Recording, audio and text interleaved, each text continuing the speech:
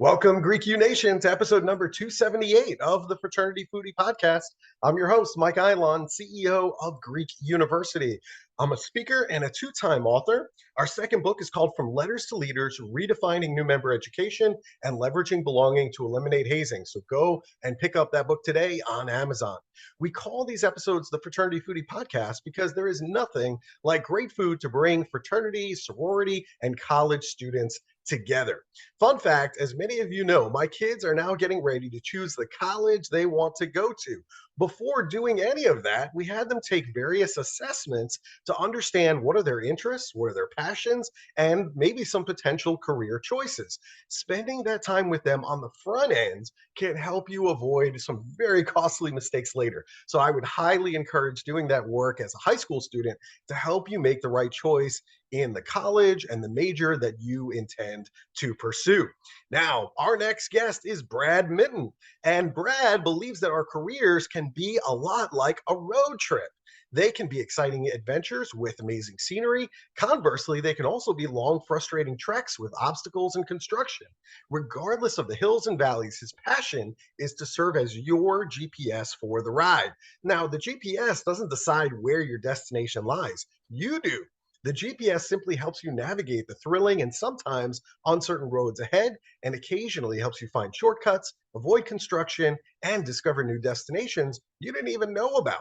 Brad is the founder and career coach for Mint to Be Career LLC. He is the host of Your Career GPS podcast, and he previously served as a career coach at Eastern Michigan University, one of many different places. Welcome to the show, Brad. Hi, Michael. Thank you so much for that great introduction. I'm really excited to be here with you. Hey, it's pleasure is all mine. Anytime we're talking about careers with college students, you are more than welcome, because I got to tell you, there's nothing more important to college students than their careers. I mean, that is number one. You know it, right?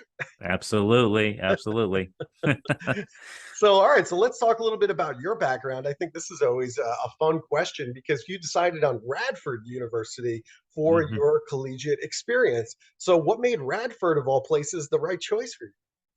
Well, it's interesting. I was kind of thinking about my path towards Radford, and I think there was really like two opposing forces that really came into effect here. I think the first one was the fact that, in full transparency, I was not the best and most committed student going through high school. I did fine. I did fairly average, I would say, but I certainly, wasn't jumping off the page as far as my academic prowess. So when it came to thinking about next level and really where I wanted to go to school, I think in hindsight being 2020, I wish I would have applied myself a little bit harder, because my options did limit, a little bit along the way. So, but as I still had options available to me, I did get out and do a little bit of exploration about what seemed to be potentially a good fit for me. I went on a couple of campus tours. I talked with a couple of admission representatives, and really, I think ultimately what came down to Radford being the best option for me was a combination of different factors: size, cost, and distance, relative to where I grew up and where my parents were at. So I really wanted something that was a little bit more of an intimate setting. I think Radford University only has about maybe 10,000 in enrollments. It's a relatively smaller school. Obviously, it's very cost effective. Tuition's not, well, at least at that point in time, wasn't, and I'm sure still to this day, probably not outrageous.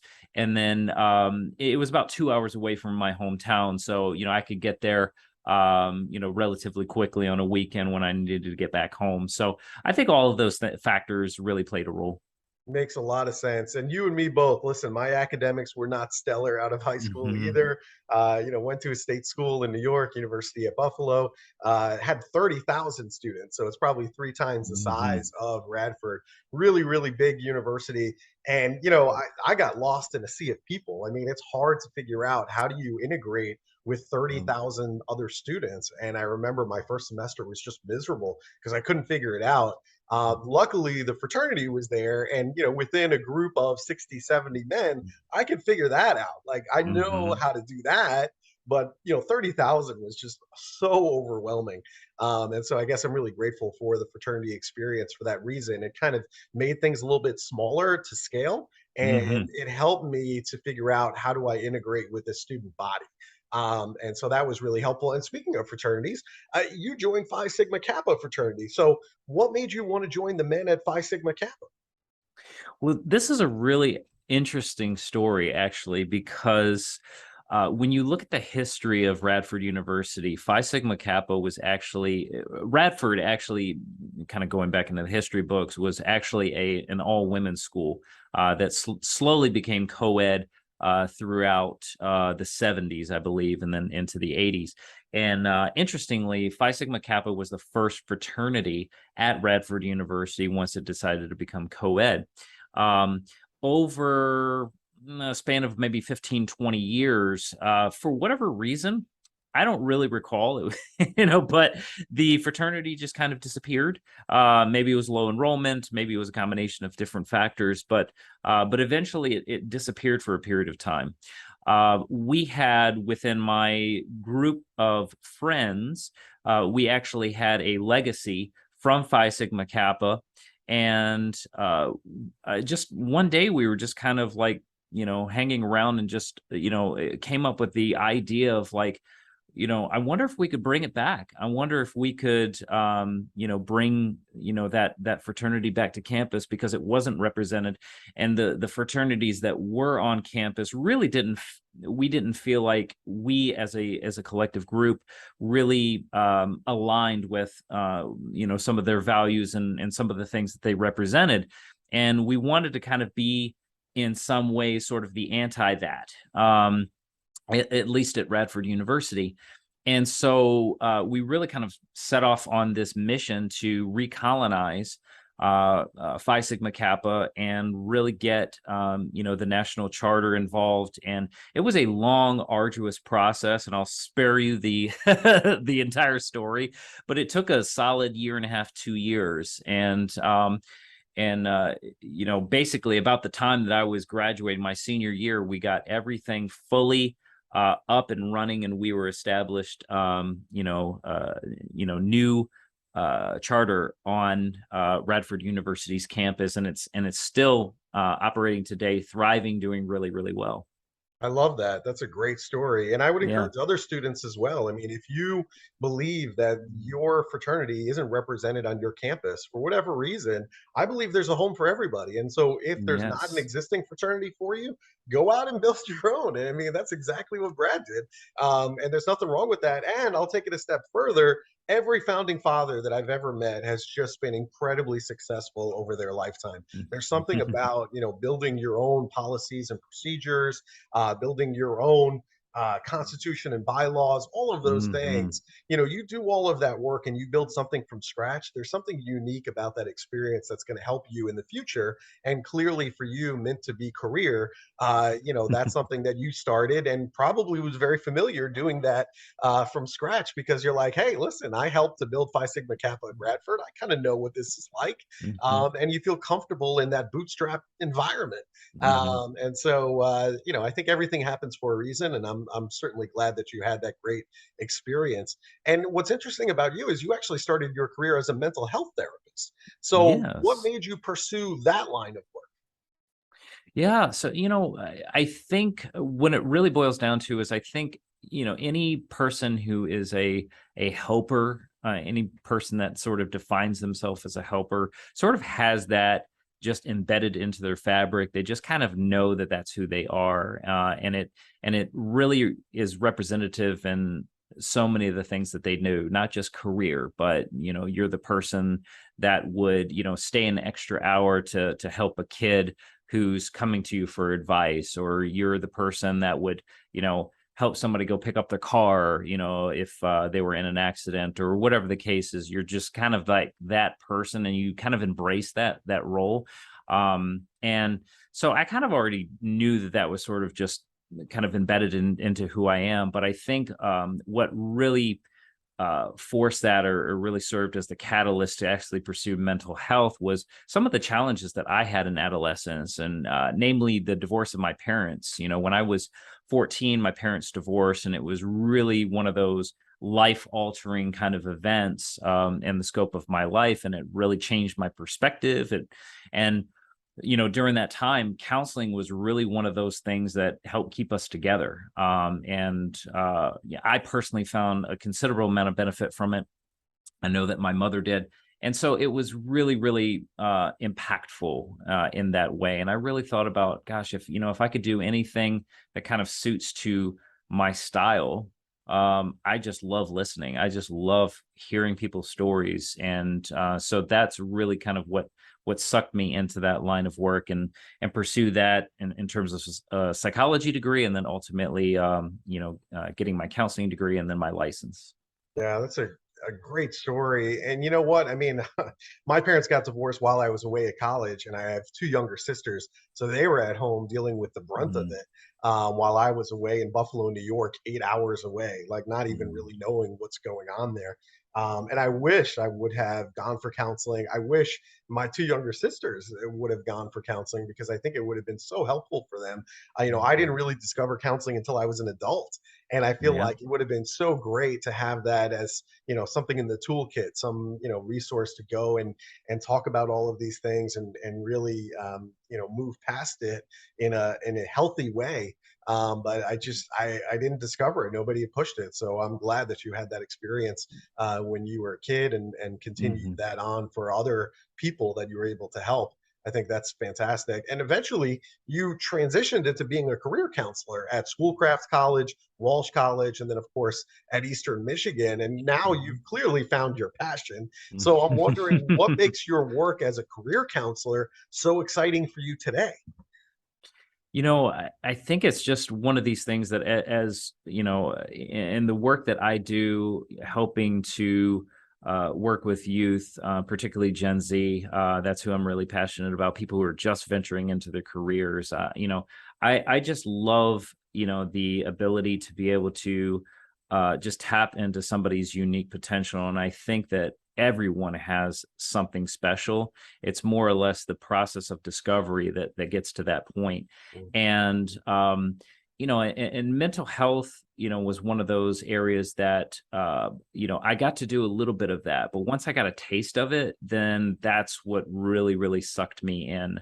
I had opportunities to do some experimentation and work in a couple of different settings. And once I really discovered this area of career development, I just immediately became enthralled in it. And I really just kind of look at it as, being able to help a person, a student, a new graduate, whoever it may be, really change the trajectory of their life in some capacity and enhance it.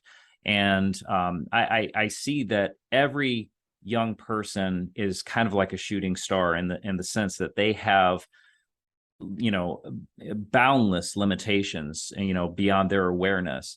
But it's really, really rewarding for me to just be in the position where I can change that arc a little bit. I can enhance it, I can stretch it farther, and just be that source to be able to take them to the next level. It's really, really encouraging for me. That's awesome. I love what you do, and I see lots of commonality there between what I do working with college students to help them make their organization better, help them in their careers after college as well. So now you have your own company. It's called Mint to Be Career, and you started your own podcast. It's called Your Career GPS, to help that next generation on their career journey.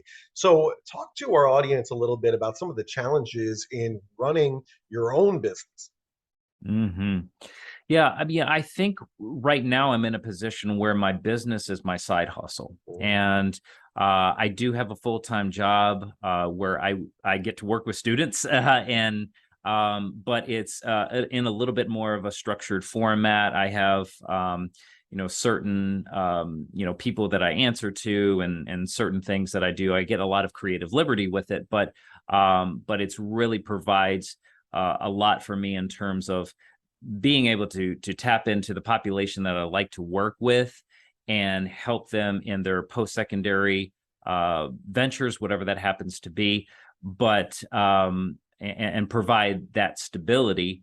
But in terms of the business, I think one of the major challenges is really time, honestly, being able to fit that in with everything else that I have going on in terms of, family responsibilities.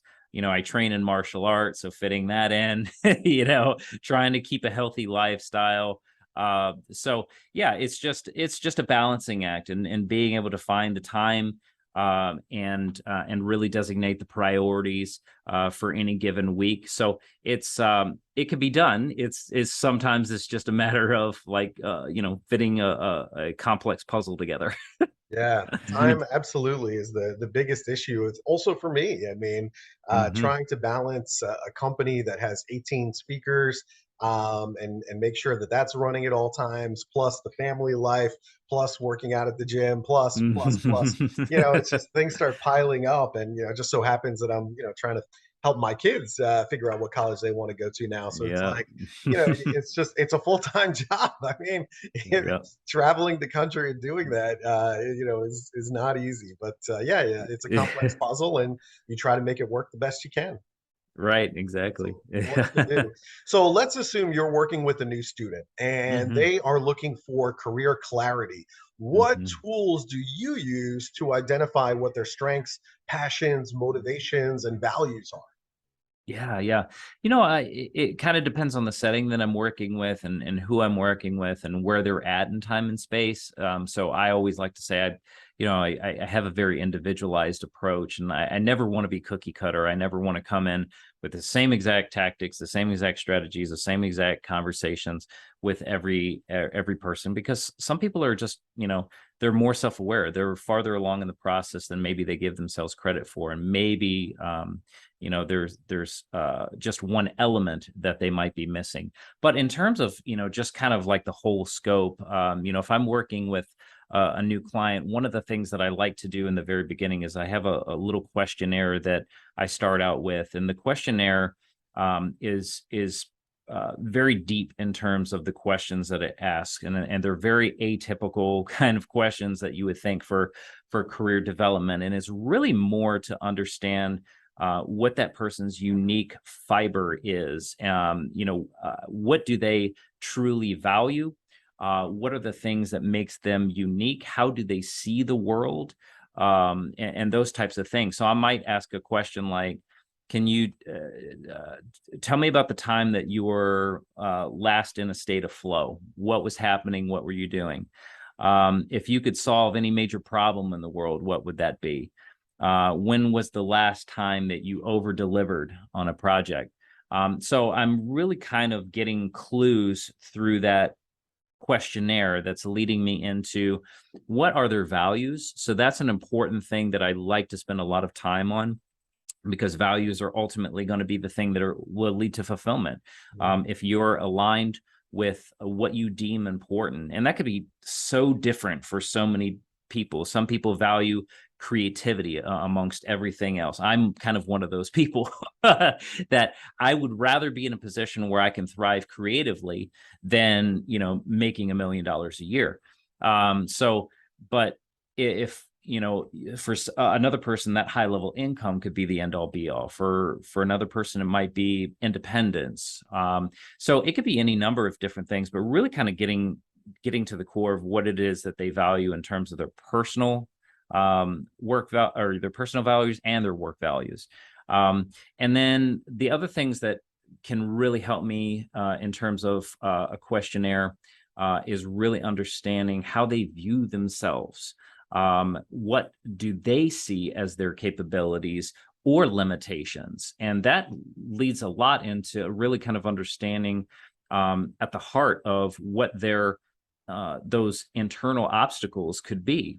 So, for example, if somebody is, really having some strong self-limiting beliefs, that might be an area where we might want to take a look at and address, because I could present all numbers of different things, but if they really don't feel that they're capable, it's going to be very, very difficult to be able to follow through and be able to get any sort of success from that.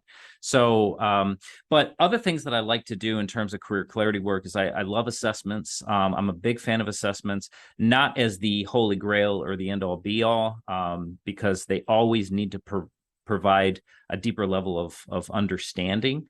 So they are just added pieces of the puzzle. So I love Clifton strengths to really help people identify what their unique innate talents are.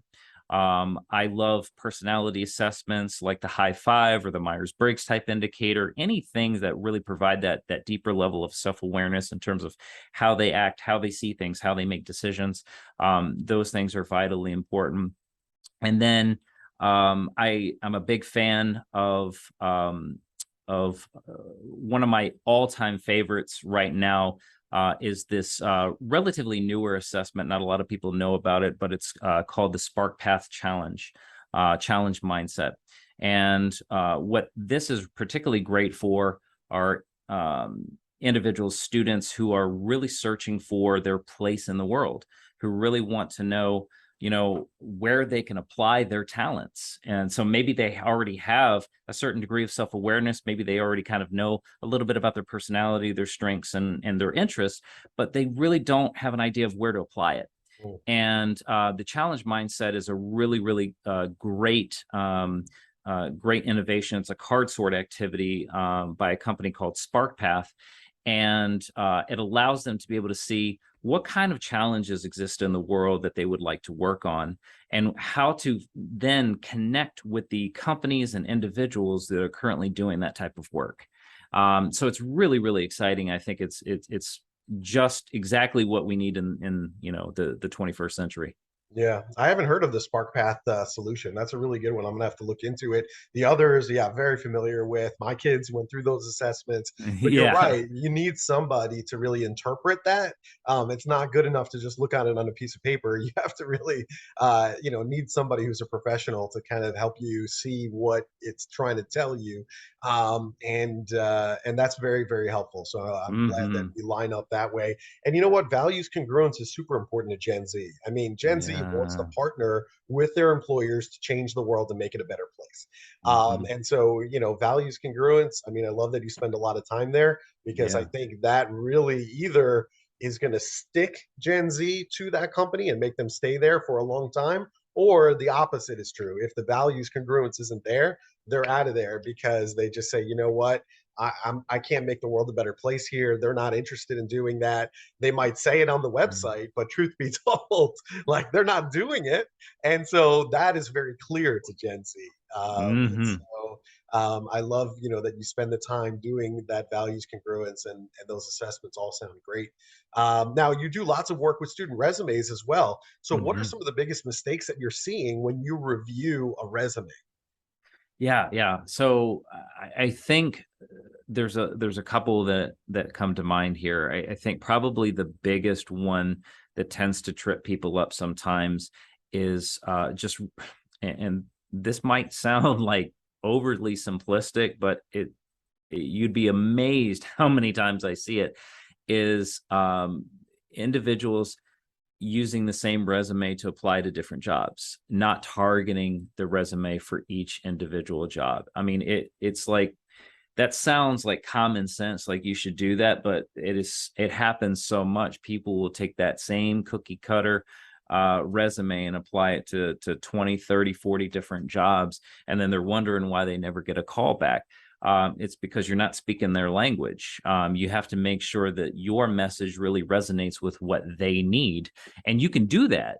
You can customize, and you can really make sure that you're embedding those important keywords, the terminology, the language, the skills that they're looking for, and still be authentic and truthful. It's really it's really important to be able to do that, because you want to make sure that you're resonating. I think probably the second thing that comes to my mind is it's a very, very common practice for, and I kind of blame these templates that are out there, because there are a ton of these really, really flashy resume templates that look really, really nice. But one of the things that they have on these templates is a skills section that just lists a bunch of generic skills, and as an example, right? And then everybody just follows that example, and then they put skills like organizational skills and leadership skills and time management skills, and it's just, I think that's one of those real easy traps to fall into, because just listing skills is not going to be enough. It's about demonstration of the skills. It's about proof that you have the skills.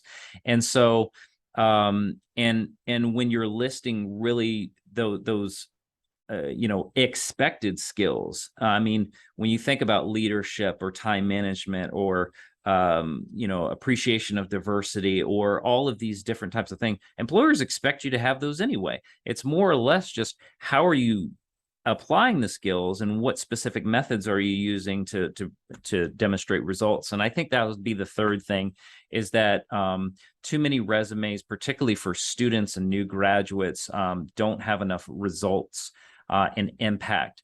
And I think a lot of that just kind of comes down to that mindset that, well, I haven't done anything important, or maybe I haven't produced any specific results yet. But if they really did the reflection, they would probably be able to see there's lots of opportunities to showcase results or quantifiable objectives that really will enhance the resume and take it from, oh, just a normal job description. So this is what I always say: turn it from a job description to an impact depiction. Make sure that you're actually showing what is your unique value that you were able to provide to this organization that only you could do. And sometimes you can quantify it, sometimes you can't, but you can still show that what you did have some value for them. I love that answer. It's absolutely perfect. And you're absolutely right about showing results. I mean, and quantifying what those results are. Don't tell me that you were treasurer at Phi Sigma Kappa. Tell me that you reduced expenses by Yeah. 20%. And then I'm Mm-hmm. like, oh, okay, now I know how I'm going to use Brad because he's going to help me save money. All right. But you know what I mean? But just saying you were a member of Phi Sigma Kappa, I'm like, okay, so you sat in the back of the room with the spit cup in your chapter meeting. Now tell me, what did you do? What did you do? Yeah. How did you make a difference? What was your impact? And even if you were just doing, community service, talk about how many meals you serve the homeless. I mean, whatever, but Yes. just Yes. quantify it. Give me data, give me numbers, and all of that. So thank you Mm-hmm. for saying that. I think that's fantastic. Yeah. What types of things should students consider when they start their job search? Should they be thinking about the position? Should they be thinking about how much money they're going to make, the salary? Is it the company and their values? Is it the benefits, health plan? What things should they consider when they start? Yeah, I mean, probably the biggest on my list, and I would say probably the entirety of my list is really just going to be on, have you really clearly defined what you want? Have you defined who you are, what you can do, how you're going to make an impact?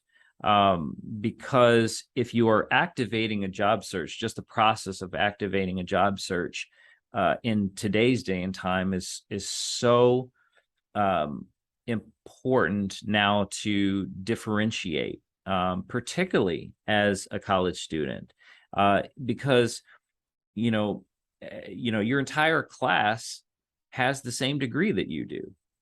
They went to the same classes that you did. They probably joined the same clubs that you did.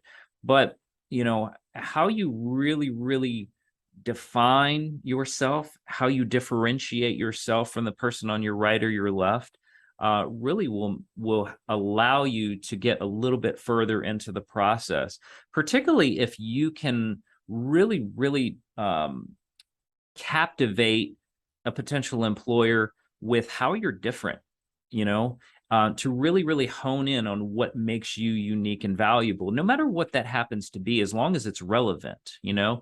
And I use my example of that's helped me considerably is I'm a career counselor who specializes in things like resume writing and job search and all of that, but I have this mental health background. That's kind of makes me a little bit different, because a lot of people that come to the career development space are from recruiting or HR, so not everybody has that. So that's just an example of being able to kind of take something that makes you a little bit unique and valuable, and that allows you again to target to the right audience as well, and be able to really, really showcase a unique impact. I guess the other thing that I would kind of say that kind of came to my mind too is that, again, speaking specifically for college students and new graduates, I think probably the biggest thing when it comes to a job search is just being comfortable with being uncomfortable. One of the things that's absolutely necessary is you are not going to get very far in your job search if you're in a place of comfortability and complacency.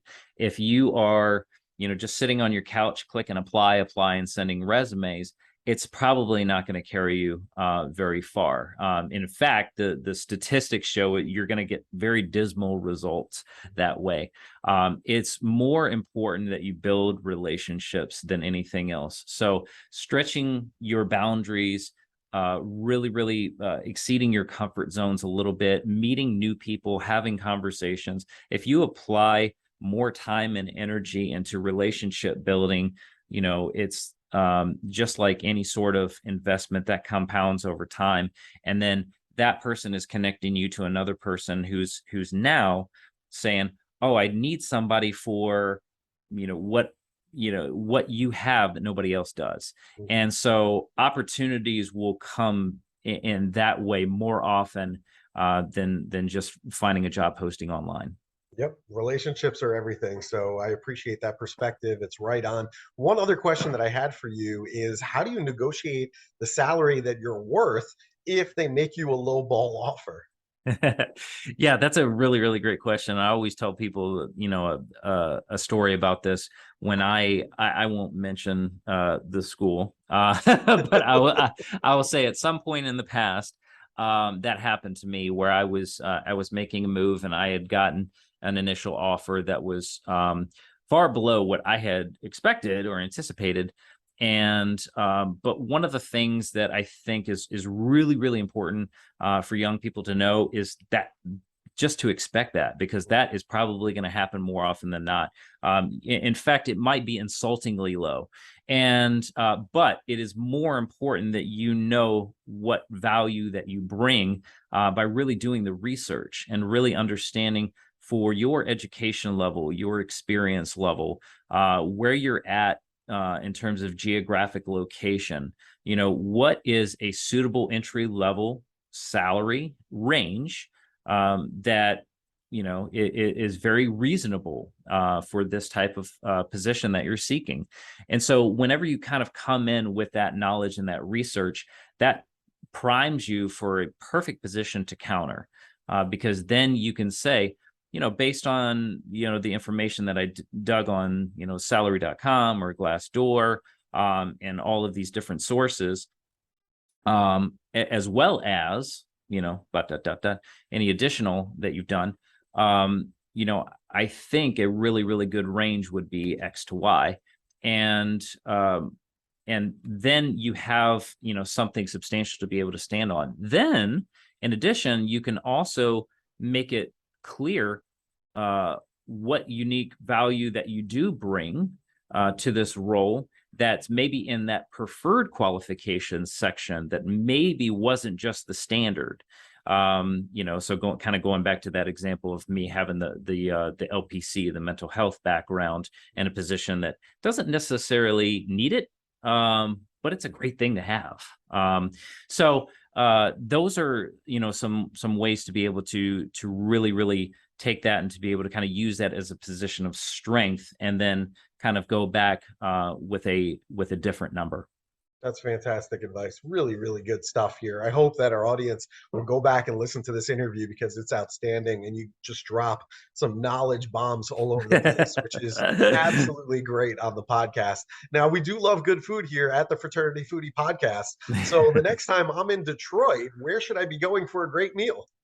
Oh, geez. I struggle with this a little bit because I'm one of these people that can literally eat anything. So so I'm not I'm not very exclusive when it comes to food. But one of the ones that does come to mind is a little place that myself and the family go to on occasion. It's called Big Bear Lodge. Mhm. It's in Woodhaven, Michigan, and it's just a neat little atmosphere. It's kind of got this log cabin kind of feel, and particularly in the winter time, it's a really neat place. And they have just some neat items on the menu that are a little out there. They have like bison and Nice. venison. Nice. I think at one point they had like an ostrich burger. So- Wow. which I did have, and it tastes like chicken. And but it's just neat. It's just a very neat little atmosphere. That sounds great. I actually do like the gamey kind of meat. So venison, bison, all that sounds delicious to me. And the Yeah. environment. I mean, so for you, it's the environment, right? Can I be in a log cabin? That's kind of unusual. Yep. So for you, it's the environment over the food, and that's okay. I mean, these Yeah. two things, they go together, and some people, prefer one thing over the other. But I love asking the question because I get turned on to new restaurants that I get to try when I'm traveling all over the country. So that is fantastic. So if our listeners, if they want to connect with you, maybe they need some career coaching, they need some resume review, maybe they just need some help with the job search process, where should they go to connect with you? Yeah, it's a great question. So probably easiest things would be number one, go to my website. It's menttobecareer.com. The Mint is spelled Mint. It's a play off my last name. So there they can schedule a free consultation with me at any point. The other places would be the two platforms that I'm most active on would be LinkedIn and Instagram. On LinkedIn, you can find me as Brad W. Minton, and Instagram would be at menttobecareer. I love it. Menttobecareer.com. Go and check it out. Brad is the real deal. I'm convinced of that 100% today. So thank you so much for all the advice that you shared with all of our college students across the country. I know they're going to be reaching out to you now looking for some help. So, get your email inbox cleared out for them because they're going to be coming in big numbers. And what can I say? I appreciate what you do. It's really wonderful to know that there are resources like you out there that are willing to help. So thank you.